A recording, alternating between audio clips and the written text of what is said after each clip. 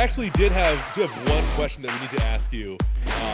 Kyle, this is what we got from the Dean and the Jeb podcast. Oh yeah. So we decided on that one that you are like the litmus test of who's a good person or bad person in the fitness industry. So we need to get like a compiled list of who you actually dislike, so we can all hate them too. Okay. Yeah, Dean, Jeb, and I basically agreed that you're probably one of the nicest people we've ever met in the industry. And so it's like if Mike doesn't like somebody, they have to be a pretty big asshole. Like, we probably shouldn't like them either. Yeah, is the way we go about things. So that's kind of where that conversation originated from. Yeah. That's did I tell you my social experiment I did with Lyle McDonald a couple of years ago? Oh, yeah. I'm down for any stories. I'm super excited about this stuff. I left him on my Facebook page, and he started making these just really, it's Lyle. He makes all these comments. And so I started posting about a program I had, and he's like, "Oh, how dare you sell stuff in fitness and blah, blah, blah, blah, blah." And I just wrote back, I'm like, "So you're not buying the new program, Lyle?" And he went off for like 5 paragraphs of stuff. And the only reason I left him on there for a while was just to build up my muscle to criticism, because I don't give a shit what he says anyway. It's just a good practice. But eventually I had to take him off because I had so many people emailing me and going, "Why is the weird man all mad at you?" Why is he so angrily talking about all this Why stuff? is he so angry with you? And I just didn't want to answer all the questions from people who didn't know what was going on and weren't in the industry. So, I mean, that's one of the things. He's like the angriest person I've ever seen on any thread ever. Oh God. He's definitely, I mean, he's basically as angry as anybody would be if they were, 40 years old and living with their parents, I think. So there's not, there's not, again, there's a low threshold for that, I think, at this point. But yeah, he got into it with me a little bit. Same thing on Facebook, which is part of the reason I no longer even engage on Facebook. I'll basically look at it once every couple of weeks to make sure like I haven't been like spammed on my page or something. But it's definitely one of those things where it's just like, yeah, he will write books in the comments, like literally just it's almost a representation of just having too much time. Way too much time and too much anger. And basically that's a really dangerous combo. What I did was, there's a YouTube link where he is like singing and dancing with his cat. I gotta find this now. And every time he commented on my page, I just responded with the link from YouTube of him like singing and dancing with his cat. And he eventually stopped, but that was one of my first ever like troll moves. Oh, like, yeah. I was pretty proud of it. That's a pretty powerful troll move too. I mean, I think Pat was actually the one who originally pointed it out to me. But once I saw it, I was just uncomfortably like mystified by it. Yes. And so anyone who is listening to this, if you Google or search on YouTube Lyle McDonald and cat, it'll probably pop up. That's the one piece of homework that we have for everybody off of this. Yes. Also, by the way, we are recording now, so this whole thing is being recorded because this is how professional we normally are. So cool. Getting to the intro today, we have with us Dr. Mike T. Nelson. Dr. Mike, thank you for joining us. If you'd like to take a moment to introduce yourself and tell the listeners who you are, what you do, we would greatly appreciate it. Yeah, thank you so much. Appreciate you guys having me on here. I'm an associate professor at the Carrick Institute for Clinical Neuroscience. I run Extreme Human Performance, where I do a lot of online one-on-one coaching for training, nutrition, monitoring, health parameters, that kind of stuff. And then I also am an adjunct instructor at Rocky Mountain University, creator of the Flex Diet certification and the Physiologic flexibility certification. Some other random stuff, hang out in South Padre doing some kiteboarding, teach for RPR once in a while whenever we have live stuff going on again. So you'll be back. What you're saying is you'll be back to work fully by like 2030. 2030. Yeah, actually this past year has been like busier than any other year just because, about a year ago, all travel, we got back from Costa Rica and just everything got canceled. So I just said, screw it. I'm just, everything got wiped out for the year. And then everyone's like, oh, hey, we need online stuff. Who's been doing online stuff for like a long time? So I did a lot of programs for other places and stuff. Some went well, some didn't go so well. And yeah, so it's been interesting to say the least. Which is the nature of anything online, because you'll always get those people that sound super dedicated. Like, I'm going to do every single thing that you tell me to do. And then you send them their program and you don't hear from them for like a month. And they get back to you and like, nothing was good. I hated everything. It's like, why didn't you communicate? Where were you? Like, what happened here? Yeah. Yeah. For one-on-one stuff, I definitely charge to the higher end of the spectrum, and I keep lower clients, although I did get up to 21, I think is where I've capped it at now, like 20. And that's good. Like, I love it, but I don't know how people do like 60, 70 one-on-one, completely custom, all done by myself. That just seems batshit crazy to me. Yeah, man. 15 is my number. Yeah. That's my max number for individual clients. And yeah, it's the same thing with it's the same thing with mentorship stuff, where I just the quality of anything that I do just starts falling off a cliff. I feel like as soon as I get to that point where it's just like, I'm done. I'm just mentally exhausted by it and fatigued by it. Yeah. A lot of it's what you enjoy too, because I found for a while I had a few more than that and it was good. And I could have definitely, due to demand, I could have gotten more, but I realized I was right on that edge where, okay, now it's starting to feel like a little bit too much work and it's kind of taken away from other things. And, similar to you guys, I just don't like that feeling of, okay, I'm just kind of going through the motions, doing the thing. And so I just kind of cut back. Right. And that's the thing, is like, you want to make sure that whatever you're doing well, and you're doing to the best of your ability. So the more people you have, the less time you're going to be able to put into it and still do everything else that you want to do. And from what you've said, you do a lot of other things too. So this is just a very small portion of your day-to-day life. So I think that'd be an interesting thing based off of the amount of things that you, being like an adjunct professor at 2 different schools, running all these certifications and doing all this other stuff. I think that would be an interesting thing to talk about, is like, what does your day-to-day look like when you're not kiteboarding down in South Padre? Yeah. So day-to-day at home, I'm one of those weirdos where I kind of have my little morning routine where I'll get up and go for a little walk, and then I'll usually do my cardiovascular stuff in the morning, some stuff on the rower, some stuff on the bike. Most days, not anything too intense. Like rowing, I maybe only do 1,500 meters, nasal breathing, bike 10, 20 minutes, maybe at most.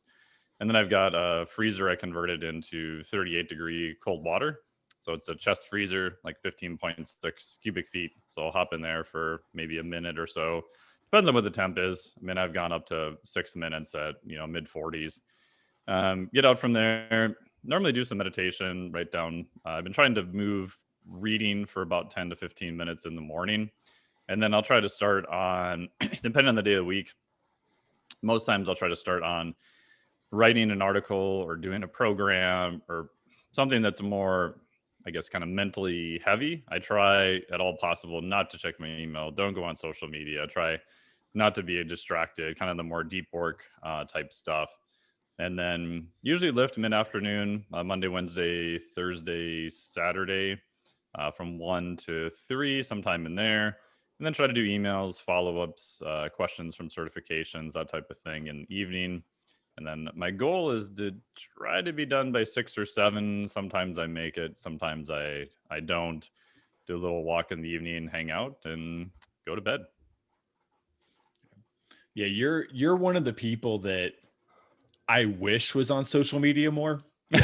Absolutely. Like it's like this, it's this like catch-22, where the people who really do have knowledge in a lot of areas and really do put out really good content, don't really do it that much on, especially Instagram. Again, like I'm not on Facebook that much. I know you're a little more active on that.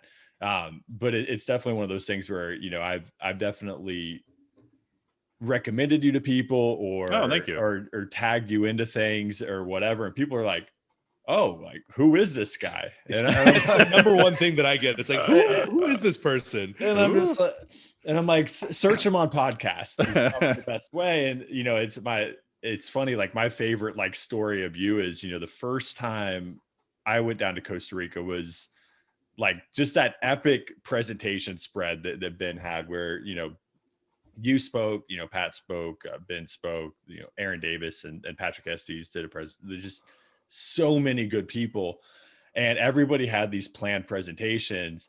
And Mike literally just sat on a table with a whiteboard and did like an AMA for 2 hours and literally just like wrote everything. Was that the supplement one?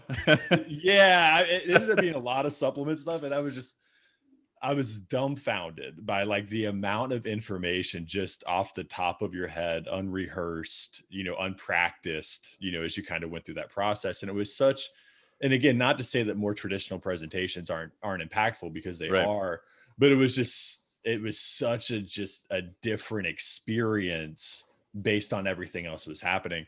My second favorite Mike T. Nelson story is Costa Rica, is us being stuck on the side of a Costa Rican highway for being attacked by fire ants. So, when our car caught on fire. So I think that's one that bears repeating for everybody who hasn't experienced that one, because that story is pretty excellent. It's a high bar, and unfortunately I was the driver. Yep. But what was the make of that car? It was like the Costa Rican version of like a little Suzuki something. It was like a Costa Rican Yaris. Yeah, like little hatchback car.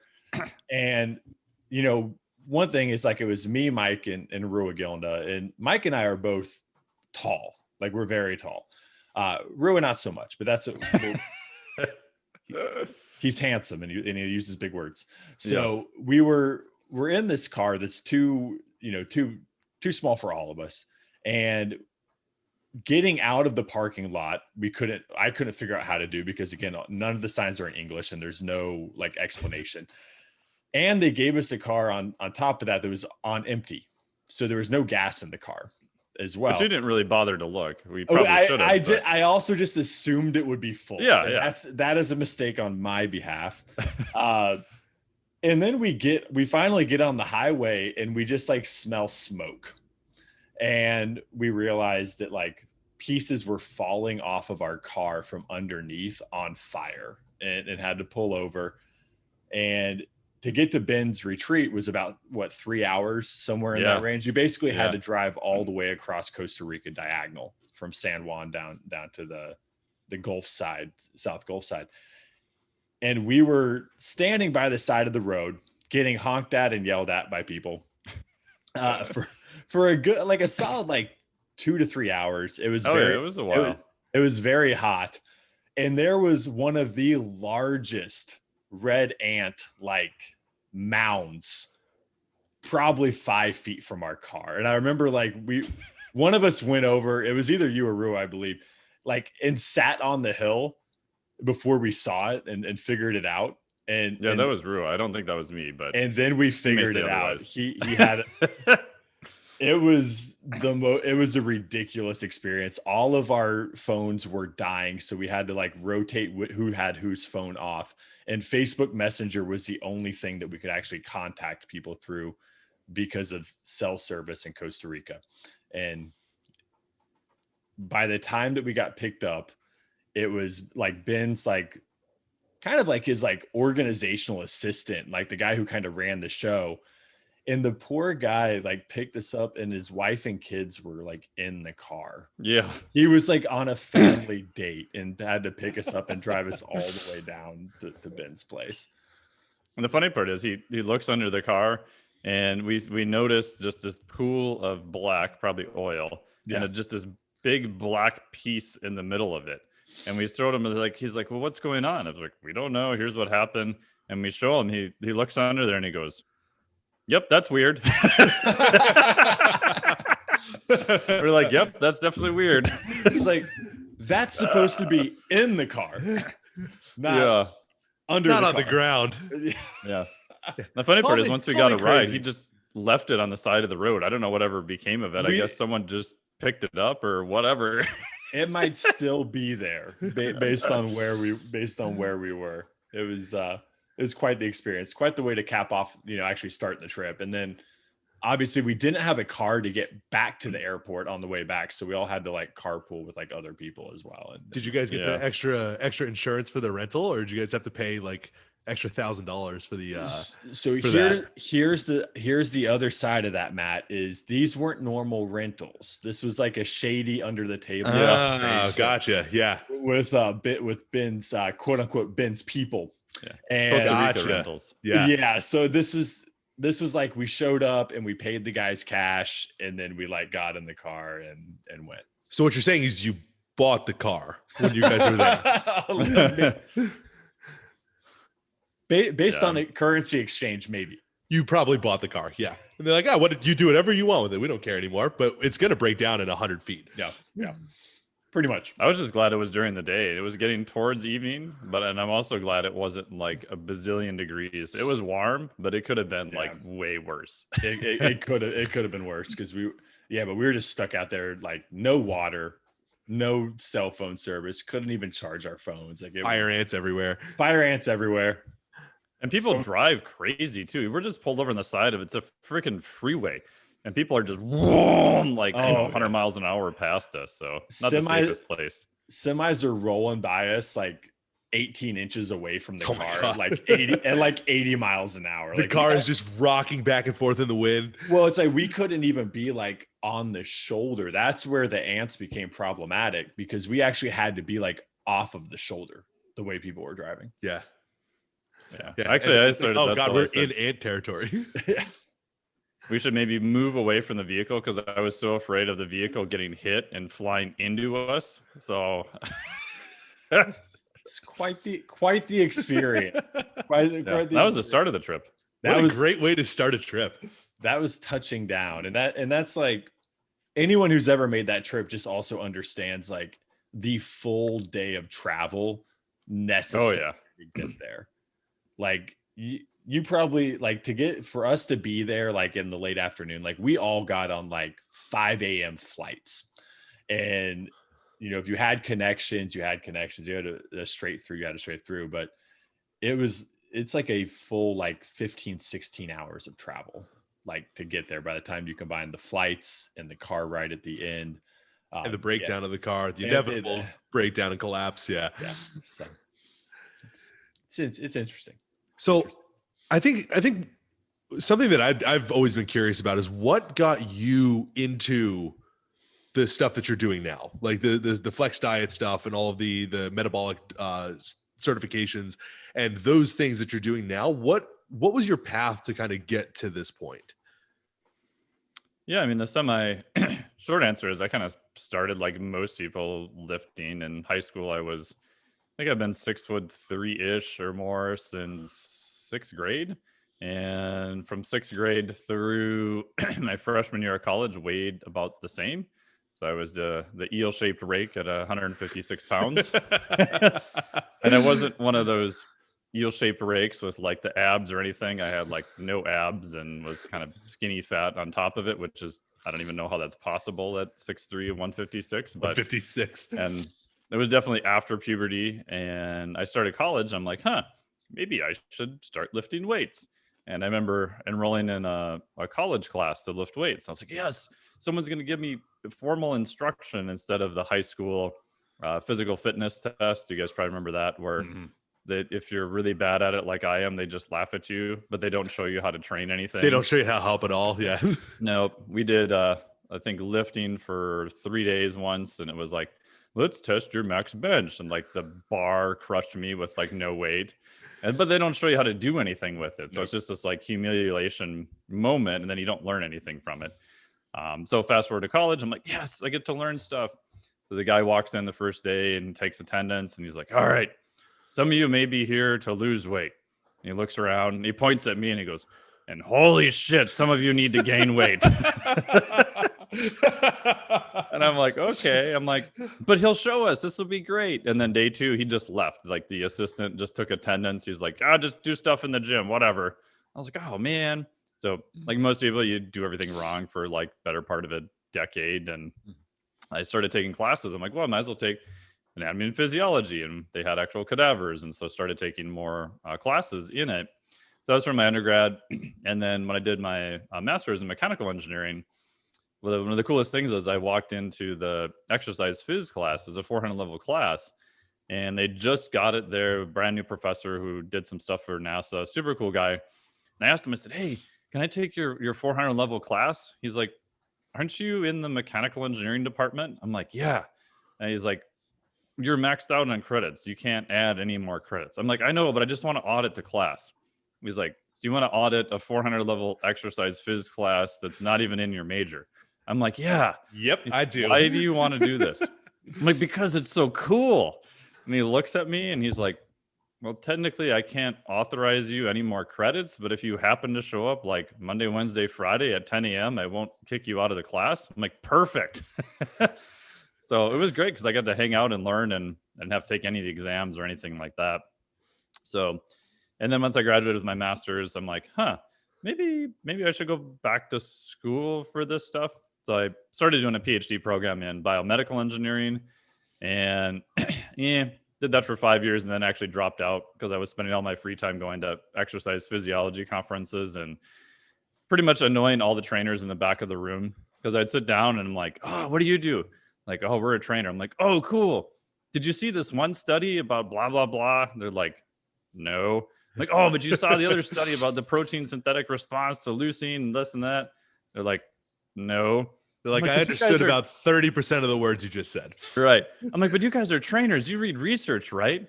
They're like, no, that's why we come to conferences. What the hell? Who the hell are you? And what are you doing here? And so after doing that for 5 years in a row, I'm like, oh, maybe I should change my degree. But, it's a sunk cost fallacy where you're so far into something. I only had 2 classes left to complete the coursework portion. I hadn't started research yet. I was working for a biomed company at the time, so there's a lot of conflicting research because the lab down there was sponsored by a different company. So anyway, I dropped out to go over to exercise physiology because I was really tired of doing math at this point, which wasn't my strong suit. I could do it. I got a minor in mathematics, but it wasn't like, oh boy, math. And literally the first day with my new advisor, he's like, hey, we got 2 new projects and they both involve math. One's on heart rate variability and one's on metabolic flexibility. And he looks around the room and he's like, points at me. He's like, hey, you math boy, whatever your name is. He's like, these are your projects now, because most people in exercise phys just, you don't take a lot of math. It's just not a prerequisite unless you're doing motor control or something like that. So that was 14 years ago. So that's how I got started looking at metabolic flexibility and heart rate variability. That's pretty cool too, because it wasn't like, so you were very interested in doing that stuff, but at the end of the day, the stuff that you didn't actually want to do, which was more math, ended up being forced on you because that guy, your advisor, went, oh, you're the nerd of the group. You can definitely do this one, right? You got this one. You can do math because like I can't do 1 + 1. And that's pretty true. It became something that you were super fascinated in, and it actually turned into like a really good and really interesting career. Yeah, because at that time, no one heard of it. And I even admit I'd read a lot of metabolism, read a bunch of stuff, took classes on it. And when they first explained the concept to me, I'm like, okay, so who gives a shit? Like, why does this matter? Like, isn't that how your body is supposed to work? Mm-hmm. And so then I started looking at the literature and I'm like, oh, it doesn't always work that way. Oh, because if everybody had amazing metabolic flexibility, it never changed, then who cares, right? It's not really a big thing. It's not trainable. It doesn't, come and go. It doesn't change. So it doesn't matter. So then when I started looking at it, and the math we used wasn't, I wouldn't say with like super high level math, but it's a nonlinear analysis, which is more advanced than what most people deal with. So even my advisor, like to this day, still doesn't understand the math behind it. I worked with another guy underneath him. But it was just a way to figure out, all we did is take the same math used in heart rate variability, and we applied it to metabolism, looking at the RER, how well your body uses fats versus carbohydrates on a metabolic cart. So when you exercise, you breathe into that little tube, goes into the machine, and it'll give you a number with each breath that says, okay, here's your percentage of fat, here's your percentage of carbohydrates. So we took the same math applied to heart rate variability, and we applied it to that also. Did some studies looking at the effect of energy drinks. Does it change that? Does it not change it? because I was trying to shoehorn performance-based research into a lab that didn't give two hoots about performance-based research. Is basically how it was. And I had to stay within this topic area. So I'm like, let's use Monster Energy drink. And they're like, well, why are you doing that? I said, well, no, there's not much data on it. And the other part was I had to think of something that I knew would get published. I'm like, hey, if it turns out this does enhance performance to the general population, that's kind of surprising. Oh my gosh, energy drinks actually work and give you more energy. If it turns out that they just whack your sympathetic system, your blood flow goes to shit, or something bad happens, ooh, that's kind of confirms their own, confirmation bias, and it's a negative, and everybody wants to hear about the negatives. So I figured either way, it'll hopefully get published, because for my PhD, I had to have 3 studies that were submitted and published. And I found out the hard way from my 3rd study that I spent 1.5 years in the epi department, did the whole study. Long story short, I got the result and it said no effect. And so I go to the advisor and I'm like, hey, we got the study done. I cranked all the data. Everything's done. 1.5 years of my life. Woohoo. I got it mostly written. He's like, well, we can't publish this. I'm like, what? Whoa. Hold on. What do you mean you can't publish this? This is what we found. This is the results. It hasn't been done. It's novel. I've got 80% written up already. He's like, no, we didn't find anything. I'm like, no, we found stuff. It just wasn't what we thought. Yeah. And he goes, That's no, we're still not a going to result. publish it. Yeah. It's still a result. And so I argued with him for a week going, what the hell? And then eventually they said, no, we're not publishing it, which meant that 1.5 years of my life went kind of down the tubes. I got no publication, and I still needed a 3rd study for my PhD. So I had to figure that out too, which wasn't fun. So what you're saying is that 1.5 years of your life basically became a 3-year mistake, because there was there was no data from it. There was nothing that could be published. And then you had to repeat that exact same process again to get the 3rd one done. Yeah. And luckily the shitty part was I was running out of time. So I had done every extension possible. So there was a hard 7-year time frame. And I was in this full time. And this happened in March. So my deadline was December 12th. So if I did not have everything done, everything signed off, dissertation done by December 12th, I literally got nothing. Like no PhD. I can't retro apply for a master's because it's a different track. Oh God. And you can't take your research somewhere else because your PI, your advisor, co-signs on all the research. So technically the University of Minnesota, and he owns all of that data, meaning that if I went somewhere else, some coursework may have transferred, but in essence, all my research would have had to been started over again somewhere else. Oh God. So I had like a nervous breakdown in like May, trying to figure out like what I was going to do. And luckily I got research from a guy who was a master's student there. I helped him with data collection on it. And my advisor had this bad habit of just people would have an argument with him and they would disappear from the department. Like they would literally disappear. Like we never saw them ever again. Just walk out the door, like shit flying everywhere, and they were just gone. So that kind of happened to this guy. He disappeared. And so I had to track him down. What happened to Johnny? He's like, there was no Johnny here ever. Right. Johnny, all of a sudden you go in and like, there was never a Johnny. Right. No one's there. So I got the data from him, and then I was able to publish that. I had to get another written note from him saying that he's never coming back for his master's degree, that he's done with the university. So I had to get him to sign his life away.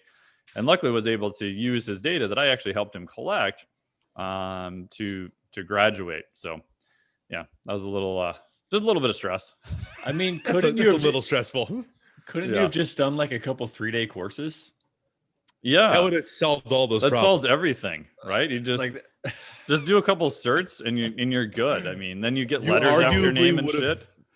Right. You arguably would have had more knowledge than you do now and have had a much less time commitment. Yeah, man. Yeah. Like, isn't that how it works?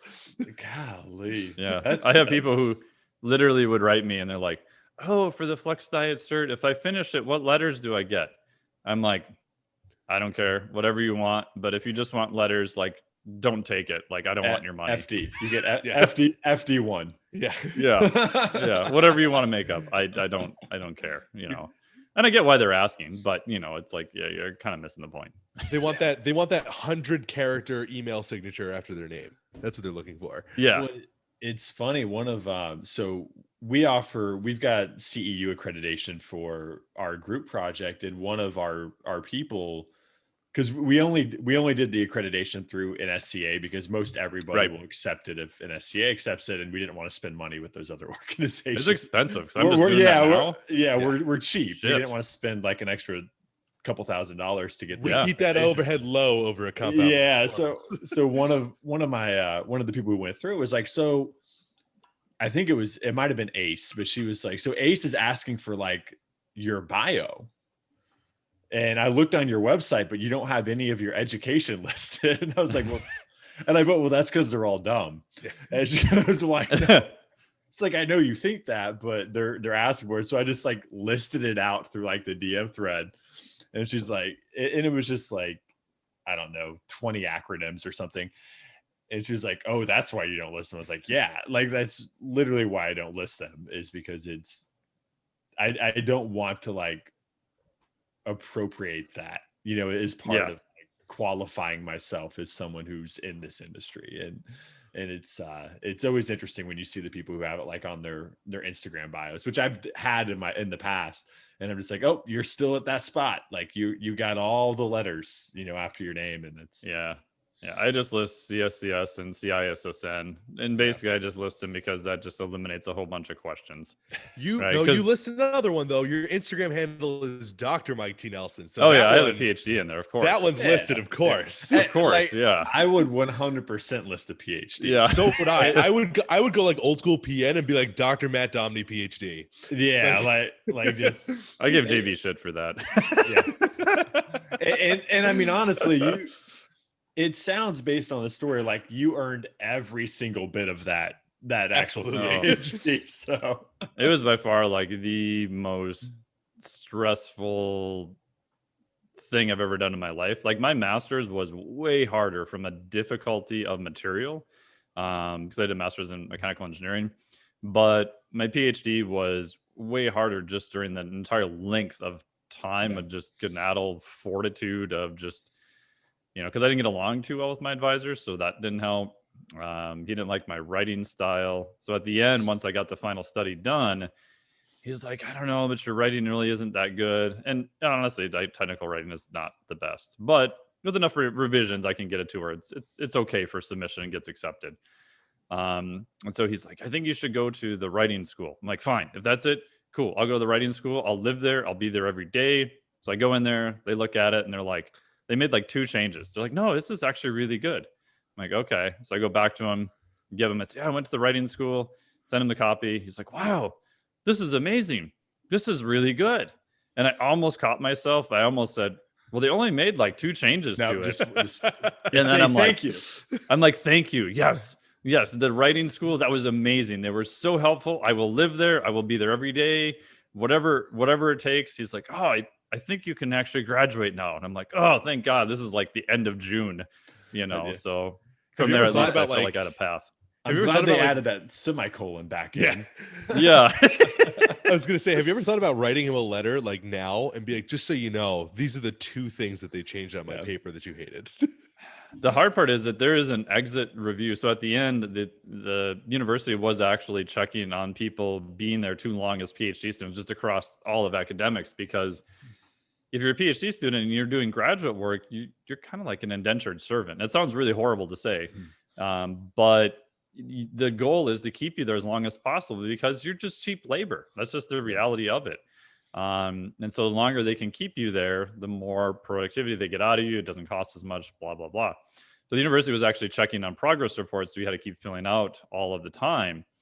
And the hard part is I look back and I'm like, like how many PhD students actually graduated under my advisor the whole 7 years I was there? 3. Oh, shit. Does not look good at all. Because they would end up in some fighting match and they'd stomp off and they'd disappear and never see them again. So the hard part is even if I did an exit review, which I actually decided not to do because there's only 3 people in 7 years. I was the only one who graduated that year. How are they not going to know who it is? Right. It's anonymous. But and the hard part is you need your advisor to co-sign even potentially after. Like if you go to academics, the first thing they're going to do is they're going to call your advisor and be like, hey, how was this guy as a student? Which makes complete sense. If I was an academic, I would want to know the guy you worked for before, like previous employer, how did it go? Right. So it's weird system, which hopefully has gotten better, and especially now with everything being online and stuff changing, will be quite different. But yeah, it's one of those things that by process of elimination, I can be pretty sure this bad review didn't come from the two people that right. It probably came from the one guy who graduated now. Yeah, right.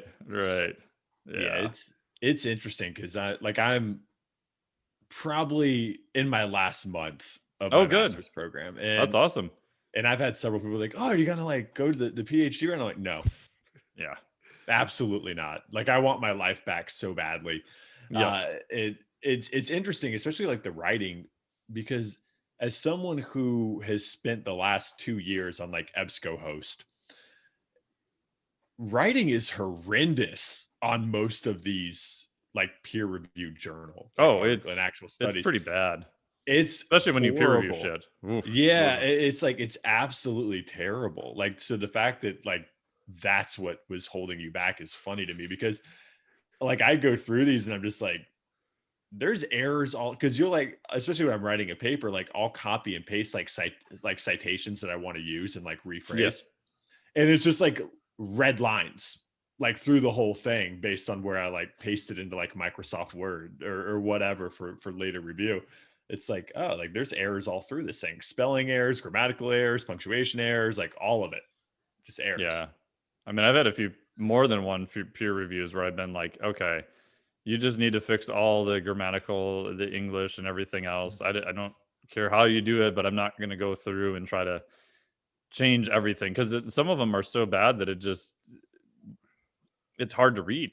Yeah. You know, it's like, I'm not expecting technical writers to be perfect in grammar or have it be really exciting reading, but at some point it's just so horrendous to get through. It's just, you can't do it. Well, that's the thing, is it has to be readable. Like you can't just not be able to read any of it. And when it's like, I've read some studies that are like that, where it's just the writing is so bad. Like, I'm not gonna finish this one. I'm just gonna take their word for it and just let them be right. Yeah. And the whole peer review process is interesting in and of itself too, because I think, especially sometimes when you get copied on other peer reviews. I remember once I spent like 5 hours in this stupid ass peer review and had like 3 pages of stuff. And then they got copied on the 2 other peer reviewers. The one person, whoever it was still anonymous, I don't know, wrote 3 lines. The other person wrote like 4 lines. I'm like, what? Even sometimes when you submit stuff, like you'll get things back and you're like, one reviewer will have like really good comments, like very in depth. I'm like, that's great. You made it a great paper. Woohoo. One person, was this done in a humidity controlled environment? Yes, we said that in line 54 here. Okay, good. That's it. That's all you cared about. But whatever, it got published, so I'm happy. But thanks. Yeah. So the peer review process for that one was basically a throwaway question to just get their job out of the way and get it done. And not that you want someone to peer review the peer reviewers, but it's just so weird how, and even like going through the whole PhD process, like we did peer reviewers, but no one actually literally ever sat me down and said, hey, here's a process to go through and how to do a peer review. We would do them in meetings, and then it would just be this thing about how we did everything wrong, but nobody showed us like what was the process to do. So when I was done, a couple of buddies of mine, I just asked them, I said, hey, this is a dumbass question, but like, how do you literally do a peer review? Like, I know what it is, I know all the things, but like, what kind of process do you go through? Because oddly enough, no one ever told me.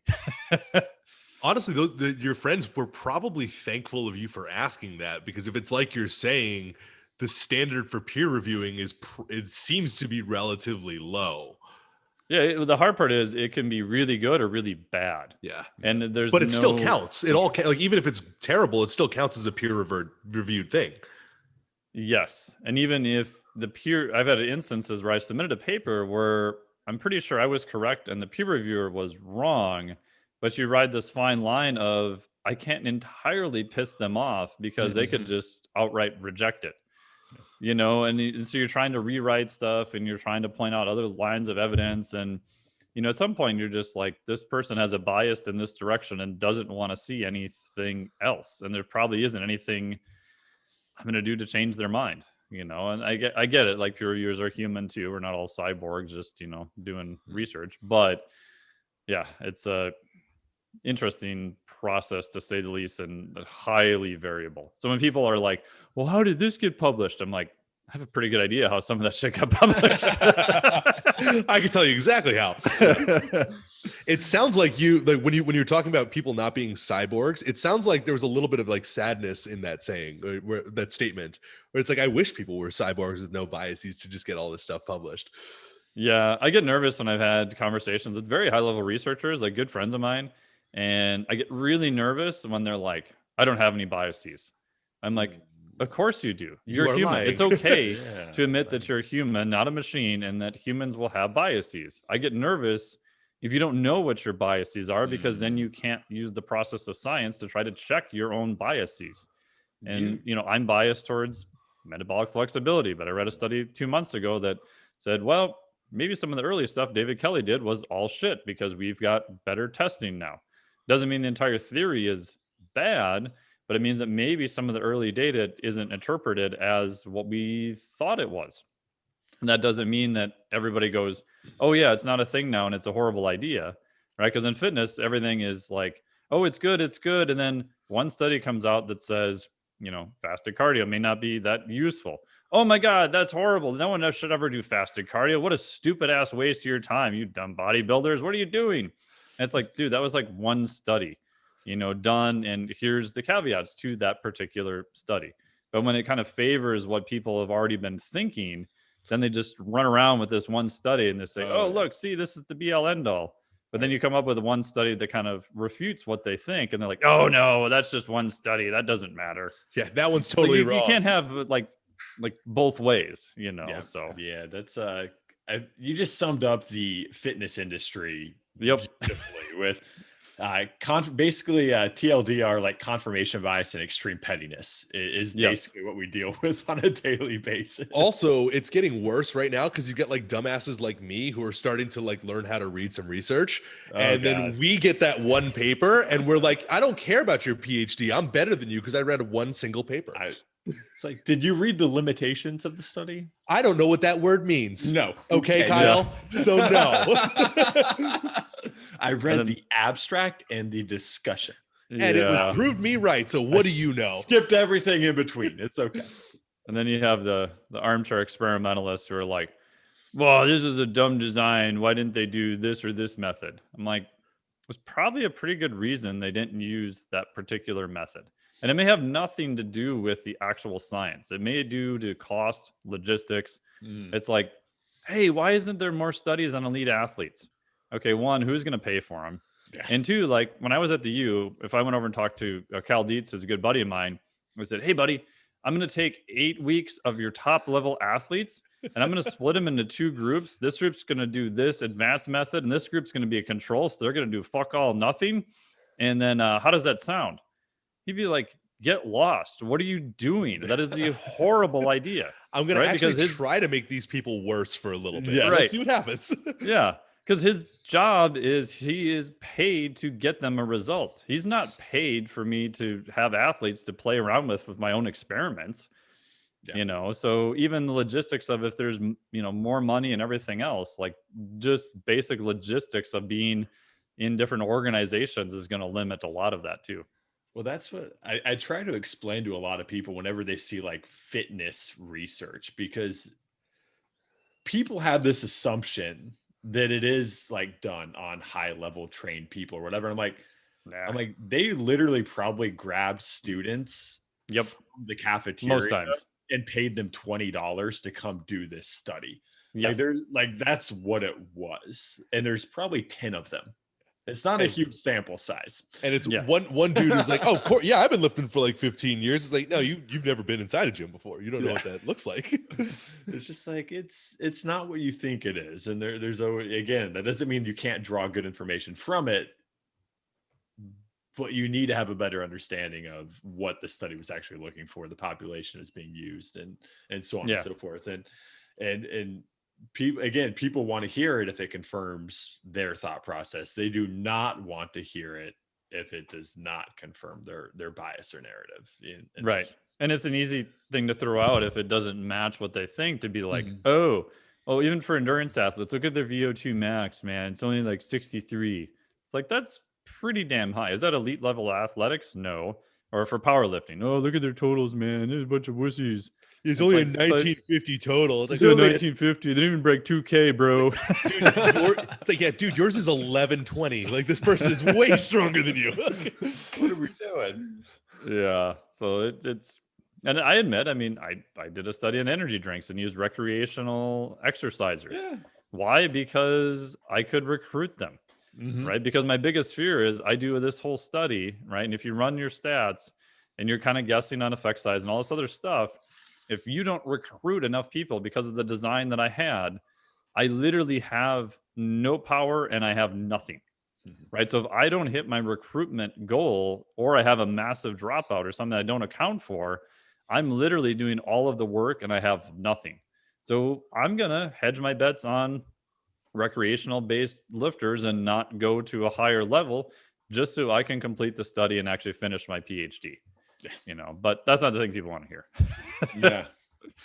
No, it's not, my friend. It's that you just destroyed the myth of research and the whole evidence-based crowd, I think, at that point. Yeah, I think this actually transitions fairly nicely into our only scripted question. Oh, yeah. we actually have one. We got one. I thought. We have one. We do like to lie to all of our guests in the beginning and tell you we have nothing scripted. So that way, when we do give you the scripted question, we get like an actual answer from you. But our one scripted question is, what do you see in the fitness industry that just like really grinds your gears, pisses you off, and bothers you? And if you want to name names, feel free to name names. We'll just link them in the chat for the next one, and we can just have a little debate. Yeah. And if it's us, like, we forgive you that we. Yeah, I already know I'm terrible, so like if it's me, it's fine. Yeah, I would say there's probably like two things that really kind of bother me. One of them has gone on for like freaking eternity, right? And I don't care if you use drugs, don't use drugs, whatever. You as a person, you have to decide all that stuff. I don't really care per se. However, if you're a high level athlete who has used a lot of drugs, maybe you're good genetics, and then you're holding XYZ supplement and claiming this is all of your new gains, at some level, I have to believe that people understand that that's just walking BS on a stick. But it's continued for like decades and probably will continue for decades. And I don't have, and I know some of the people are like, oh, but he's this top pro, whatever. Of course, everyone knows this. I'm like, I don't really know if new people know that per se. I'm old enough to remember Jay Cutler shilling Celtec. Yeah. Oh yeah, exactly. Like that Ronnie Coleman email. It's like, yeah, how'd you put on so much fat? Oh, that there Celtec. That there Celtec. Yeah. And you look at interviews of Coleman, who I love Ronnie Coleman. They ask him about what did he have post workout. He's like, I don't know, like pancakes and chicken. He doesn't even he hardly use supplements, 4 pounds, 5 pounds of pancakes. Yeah. So that drives me nuts. And then the other part is just everything has to be like super hypey. Like I saw something the other day that said cardio is making you fat. Oh yeah, okay, so maybe cardio isn't the best way to burn fat or get leaner, but I don't really think it's making you fat. Like I don't understand what world of physics you live in, but that seems weird. So like the big controversial statements that kind of go against everything, and it's just to sell whatever product, ebook thing, and that whatever you're doing has to be much better, right? The next latest whiz bang thing is the latest and greatest. But yet you look at I like looking at a lot of like old school physical culturists, even stuff before like the 1950s, 1900s even. I mean, there was guys with really impressive physiques lifting a lot of weights, doing all sorts of crazy gymnastic stuff, you name it, and they didn't have nearly any of the things we have now, from drugs to equipment to supplements to whatever, right? And they did pretty good, right? So sometimes I think we get a little bit too into even like with exercise, like the okay, you got to do a stabilized right hand row with your right pinky supinated at the last 30 degrees of motion. And that's the key to hitting the upper outer part of the latissimus dorsi on your right side. It's like, okay, maybe, or maybe you should just do more heavy ass deadlifts and bent over rows and put a dumbbell on the ground and pull it to your hip. Yeah. So I get that those are accessory work, and I think there's a time and a place for it. But I think people who are newer and see that don't understand that this is a more advanced technique. And most of the people doing that stuff have been lifting for fucking decades, like lifting heavy ass weights off of the floor and putting shit over their head. So I think that that's not sexy and that doesn't sell either. And I get it that at some point after you've done that for decades, it's not as interesting to you either. Yeah, fine, that's fine. But it seems to be promoted a lot of times as this is the next thing that you have to do, this very minor esoteric thing. Yeah, Matt. So Matt and I actually talk about that a lot, and that's something like, especially as the last, I don't know, probably the last 3 or 4 years, maybe longer, and I just didn't notice it, but like the whole like biomechanics kick, right? Where we have to kind of start like micromanaging like every joint action to get some kind of like physiological adaptation. Where it's like, no, that row didn't count. Like you said, if you didn't squeeze your pinky, or you didn't, depress your scapula enough, or you didn't retract your rib cage and, exhale on the concentric. And it's like, meanwhile, the person's like, it's a grown adult, like rowing 15 pounds. Right. Like, what are we doing? Like, we skipped step doing? 1, right?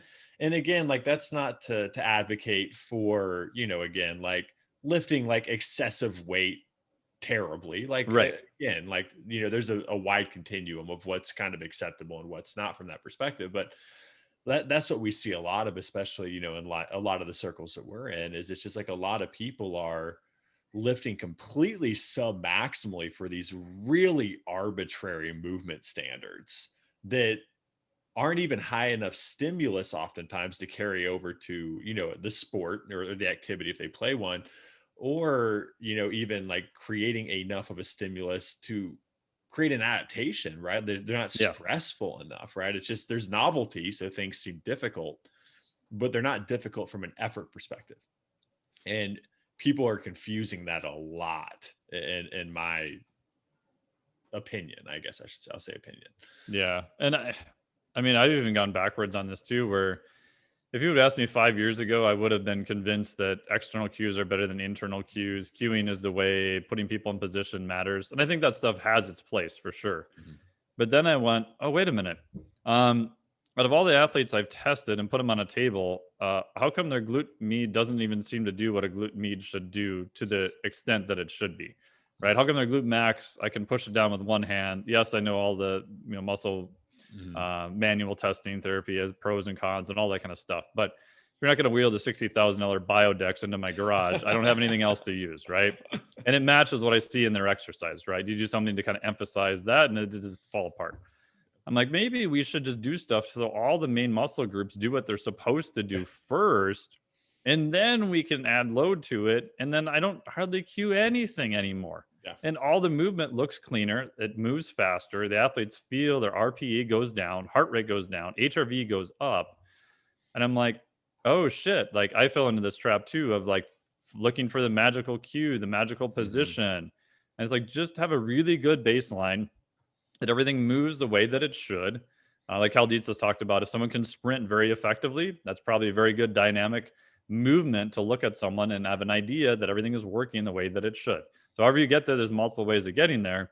And then let's add some load to it and see how it looks. I think that's probably a faster way of getting the result that people want without destroying themselves in the process too. Yeah, no, I completely agree. And I have fallen down the same rabbit hole several times, right? Like within different systems, and I think that's what anyone who's been in the industry long enough and pursued enough, whether it's acronyms or just different ideals or been a part of different tribes or whatever, is, a lot of us, in order for us to learn something well, we completely immerse ourselves in that. Yes. Right. And because we immerse ourselves in it, it takes over everything we do. And it begins to be the prioritization of everything that we do. And that's something where I think, again, like I see, and I always hate like phrasing like this, because then I feel like the old get off my lawn guy. But it's like I'll see, like, again, like people who are just now breaking into the industry, and they're kind of coming up in some of these models or these systems now very early on into their career, simply because of social media, things that I didn't have access to when I started training. And because of that, like they're missing a lot of that just like baseline experiential training, where it's like you're taking all these courses and you're ingesting all this education and material off of social media, but you're not actually like spending time on a training floor working with people to see if this is realistic. And I think that's the thing that just gets me, is like I'll have people arguing with me or even like insulting me online sometimes, where I'm like, you've trained under 100 sessions in your entire career. Like, how do you know that this stuff how do you know this stuff actually works and is practical on a training floor in that environment? Because it's really easy to go to a seminar where, everybody's bought in and people are on tables, and you're taking coaches through some of these assessments. Man, that's not the same as sitting on a crowded Globo gym floor with 100, 200, 500 other people walking around, all these distractions, and somebody who just flat out does not want to do that intervention. Yeah. Like, that's not the same experience. And you better have a backup plan if you're actually a coach on the floor in the trenches working with that person. So that's something that, we see all the time. And we have a lot of people in our groups that are of all levels, which is great, because we'll have people who have been in the industry for a long period of time that will also kind of validate that experience to younger coaches, like saying like, hey, like, this information's cool, but it doesn't always work. Like it's not absolute. And there are plenty other like covariables that have to be in place for a lot of this stuff to actually be useful on a training floor. But nobody gives that context in social media posts. And no. And people are afraid to test stuff. I remember years ago on Mike Boyle's forum, back in the day, that he would be absolutist on something. Like, no way. A good buddy of mine was testing a sprinting start, right? So do you do a false or a plyo step, or do you kind of fall forward? And so all these people at the time are like, no, you just, fall forward, your leg comes out, you break the fall, and that's how you start. And he's like, well, there's this one piece of research that says that the other way is faster. And they're like, no, look at all this other research, how we've done this. And so he's like, okay. So he went and electronically timed a bunch of his athletes. And he's like, I had him do both ways. Plyo step was a lot faster. They're like, no, this isn't true. You did it wrong. You didn't test it. He's like, well, how should I test it? What length should I do? So they give him all these parameters. He goes, okay. So he goes back, tests 10 more athletes, comes back. Here's the athletes 1, 2, 3, 4, 5, 6, 7, 8, 9, 10. Here's before, here's after. Plyo step was faster like nine times out of 10. And people were still arguing with him. And he's like, well, show me your data, right? Who did you test? Like, what did you find? And he actually got kicked off the forum. It's like they were into the other, and these were coaches who had access to, relatively high level athletes who could time stuff. They weren't equipment limited. It was that they were afraid to actually test something. And he was actually wanted to know. He's like, I don't care what works. I just want to do what works. And from my testing, this is what I found. If you have other testing, please let me know. And they just argued forever. And then it was just a mess. Yeah. I mean, well, and that's just even, this is the same thing now the straw man that people throw up is, oh, you're just not as good of a practitioner as I am. Yeah. Right. Like that's the one that I also love is anytime that, we question anything, like any systems that we've literally been a part of, for 5 to 7 years at this point. Now the big thing is people just like, oh, well, you're just not as good at it as I am. That makes total sense. And I'm just like, oh, cool. That's the line of thinking in the argument. And rather than saying, hey, you know what, maybe I need to look at this a little closer in this application. They're just like, oh, you're unqualified, or you're not as good, or you're not as smart as me. And yeah, so that's my ranty pet peeve. But we jumped into yours a little bit there, a little bit too. Yeah. And I would add to that maybe your system is a little bit too complicated. Yeah. And maybe your system is not necessarily for the audience trying to apply it. And, I love a lot of the PRI concepts. I think a lot of it is great, but they will even admit that it's taught to primarily physical therapists. Oh, yeah. So if you're a new trainer and you barely know where the femur is, like trying to figure out PRI, it's like, good luck with all that, so, and granted I teach for RPR, so I'm biased towards that direction, but I don't know how many hundreds of people I've taught so far. It's a pretty simple technique that tends to work most of the time. Is it going to solve all your issues? No, but I think it'll probably work really well for a vast majority of them. And I've taught it to a whole bunch of people who are not hands-on practitioners, who are not that skilled, just don't have a lot of experience, but it's simple enough that they can usually get a pretty good result from it. But if you like complexity of systems, you won't like that, because most of what you do can literally be taught in like 2 days. Now it takes a while to get better at it, but so there's the pro and the con of, if you almost make it too simple, now you go against the complexification of everything, and it's like, no, that can't possibly work. You lose the mystique. It's too good to be true. Right.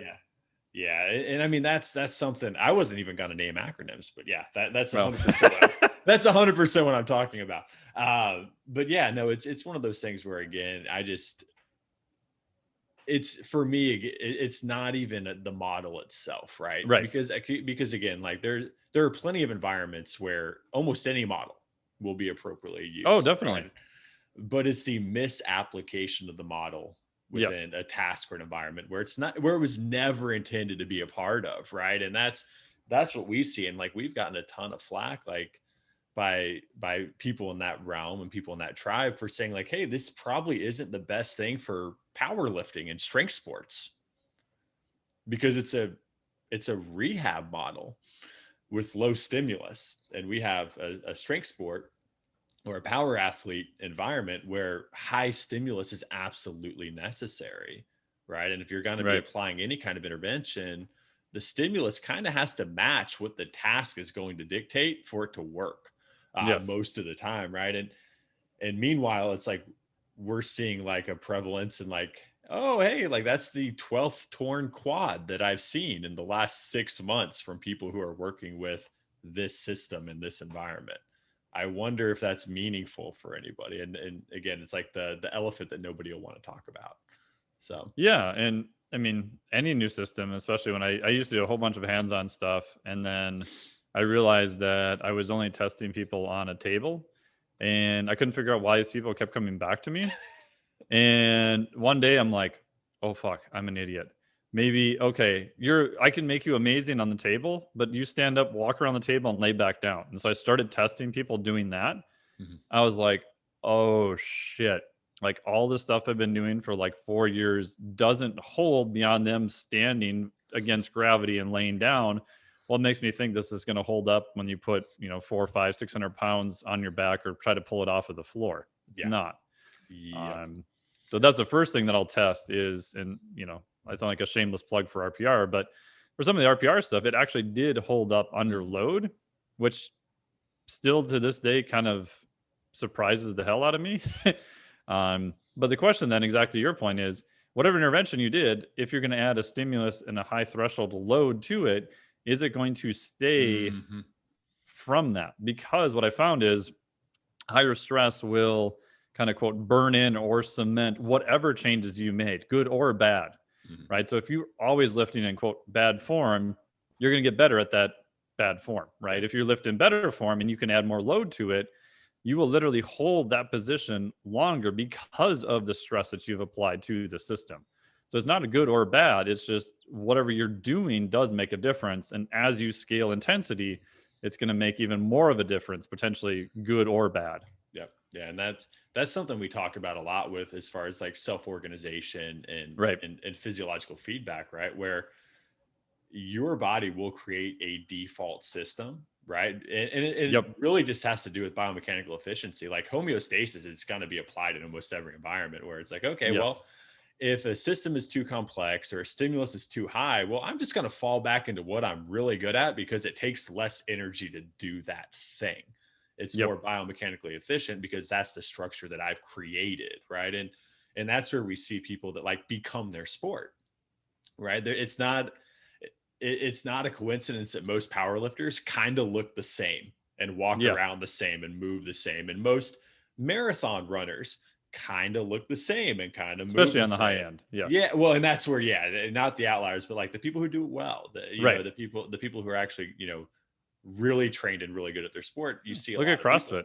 You see a lot of the same adaptations based on those things and those tasks, and when you try to change that with somebody who is extremely trained, one, it's going to be really hard to do because you have to be able to apply a lot of stimulus because their task requires a lot of stimulus. And two, it might not actually be beneficial and it might create more problems than it fixes. Right. And that's what we see a lot of. And again, it's just misapplication more so than like the model being useless or a problem with the model. Like, I don't think Ron Haruska 10 years ago or 20 years ago when he started PRI intended it to ever be used for powerlifters. No. Like, I don't think that even entered his mind at that point, but that's what fitness does. Well, if something's good over here, it's got to be good over here. Yeah. Because it's good, right? Quote unquote. And it's, you just see it everywhere. And that's, but people also take those courses and are looking at the individual tasks and forget the principles. Right. So I took like 4 PRI classes. I thought they were great. But by the time I took the 4th one, I realized I'm not going to be a PRI master. I'm not a physical therapist. However, the principles of what he's talking about are pretty dead nuts right on. So maybe I can take the principles and how does he view the world and take some aspect of that and apply it to what I'm doing. Right. So even like, I took the whole occlusion course in cervical. I sat next to Ron the whole time. It was amazing. Do I remember anything hardly from it? In all honesty, not really. But the one thing I did get out of it is I'm going to ask about occlusion now. I'm going to look at their teeth. I'm going to ask what teeth make contact. And for example, if their eye teeth aren't contacting or their left molar isn't contacting, I'll put them on the table. Okay, put a spacer in there, and then I'll retest them with that. And if everything goes from really shitty to like freaking amazing, okay, now I have a referral that I want you to go see this dentist. I want you to go explore this path if what we're doing isn't making a result, right? Because you may have some other high level limiter somewhere. It might be this, but at least I can refer them into the right direction. And to me, that was like more than worth the cost of the course, even though I'm not doing a lot of the other stuff, from it per se. So. Yeah. And that's always the thing for me, because I'm the same way. I've done enough of it to realize like what's useful in my training environment with the people that I work with. Yeah. And then what's not, and what I should refer out to other people for. Oh, definitely. And, I think that's where a lot of people misstep is they don't set those barriers, right? Where it's like, okay, like, because for me, it's literally, if I get somebody where it's a above the neck problem, I'm referring it out. Yeah. Like, that's just not, one, that's not my education level. It's not my scope. And two, it's not my interest at all. Right. Like, I do not want to do any of that stuff. Like, I don't care about your vision. I don't care about your dental issues. It's not what I got into training for. And I will gladly refer you out to somebody else and then get you back with some drills and start adding and layering training on top of that and be good about that. Yeah. But I think that's good to know, because the longer I've done training stuff, I guess I view myself more as a high level coordinator, even just the amount of people, like even just basic blood work, people are like, oh, you should never look at blood work. That's horrible. I'm like, yeah, you can really screw stuff up and you can have definitely errors of omission if you don't know what you're looking for. But if you have some background, you've got someone to cross check stuff with, even recently we found a lifter, we're looking at her blood stuff and I'm like, this makes no sense. So I email Tommy Wood and I'm like, hey man, can you look at this? Because this doesn't make any sense to me. Her doc said she's fine. her red blood cell count, everything looks like she's a cyclist on EPO, and she's not, And he's like, well, we should probably screen her for obstructive sleep apnea. So we got her sleep test. Turns out, yeah, she had, some form of obstructive sleep apnea. Worked with my buddy Zach Couples on that. Got her to a dentist in her area. So now she's getting that fixed. Her blood work is better. Her energy level is better. So to me, that's interesting to me because that's the integration of the system. And I totally agree that that's riding on that fine line of, I'm not interfering with the physician. I'm not trying to say he or she is an idiot, but I feel responsible for the athlete, being that if we kept training her for 6 months and she's making no progress because she can't sleep worth a shit at night, we were able to kind of figure some stuff out, So it's hard because I don't even like talking a lot about that to new trainers because it's very sexy to be like, "Ooh, I'm the trainer that looks at hormones. I look at blood work and I look at visual stuff and I look at all this other stuff." And I'm like, maybe that's okay, but I also have the advantage of, we're both old people. I've been looking at this shit for over 2.5 decades now, Yep. So you tend to see stuff. And I'm also neurotic ADD enough when something doesn't fit, it drives me batshit crazy. And just for my own self, I have to try to figure out what's going on. If nothing else, just to appease my own neuroses. No, for sure. That's I saw like a funny meme, and I'm gonna leave it at this, but I saw a meme today, so it sticks out to me. But somebody was talking about like one of the new things is like we had the hormone coaches, but we've also got like the gut specialists. And one of the things is like, oh, that's awesome. Where'd you do your residency at? Yeah. The residency, you're like, oh yeah, like an internist like goes through a 4-year school and then 4 years of med school and then 3 years of residency. You did that, right? And they're like, yeah, no, I did an online course. It's like, okay. Yeah. Oh, just want to make sure we're on the same page as far as what we're talking about here. So yeah, that and I think out to me. Having the first thing as new trainers listening to this, if you don't know, just get a referral network. Yeah. Like find a really good local PT, find a good, psych person, find someone who's really good at maybe looking at blood work or sleep tests or movement or whatever. Like you don't really even have to know a whole lot, but if you know the person to get them to, they can tell you yay or nay.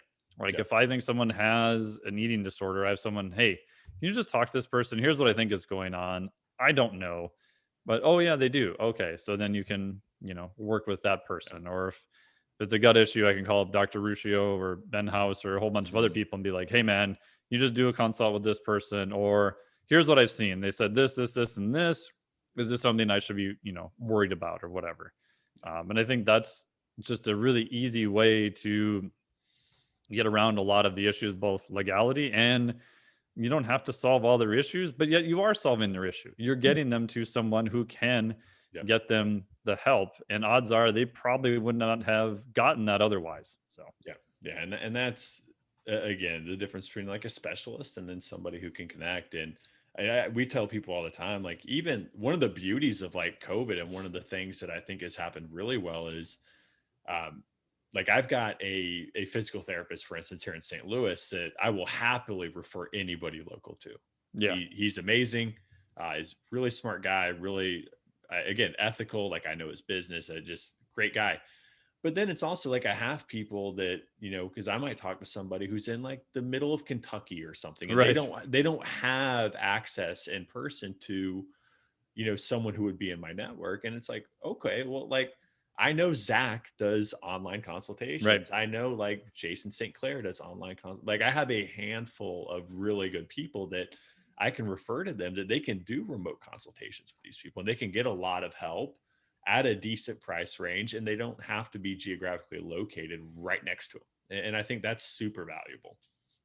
Yeah. And I agree. That's one thing that has gotten way easier. I mean, you can get a pretty darn accurate at-home sleep test now for around $200 and maybe another $200 to get someone to read it. Probably less than that. Yeah. Where before, trying to get a PSG, getting into a lab, get insurance approval, blah, blah, blah. It was in the thousands, so I get why some people, weren't able to do that. But yeah, it's getting much better, which is good. Yeah, no. Awesome. So obviously, so Matt lost his internet, so that's he couldn't. Oh, okay. I was like, wow, I really pissed him off. Did I win? That's why everybody. That's why he hasn't been talking. But we'll close it up, and we always just want to make sure that everybody knows where to find you if you want to be found, and where to again read your articles, find you on social media, be able to potentially again look for your services, things of that nature. Yeah, well, thank you so much for having me. Thank you for everyone listening. Really appreciate it. Best place is probably the newsletter. Like most of my content goes out through the newsletter. It's free to subscribe. Just go to flexdiet.com, FLEXDIET.com. You'll be able to get on the wait list there. That'll put you onto the newsletter. I'll also let you know the next time the certification is open. I'll also let you know the next time the Physiologic flexibility cert opens.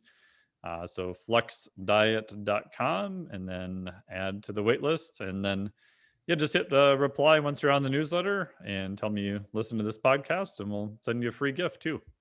Oh, awesome. Yeah. So, well, I'll close this up then. So thank you everybody for listening in. And again, you can find us at compoundperformance.com or at either one of Matt and I's Instagrams, which we'll tag into the profile as well. So thank you so much. And thank you, Mike, for coming on. It's always a pleasure and an honor. Yeah, thank you guys for having me on. This was always a good time to chat with you guys.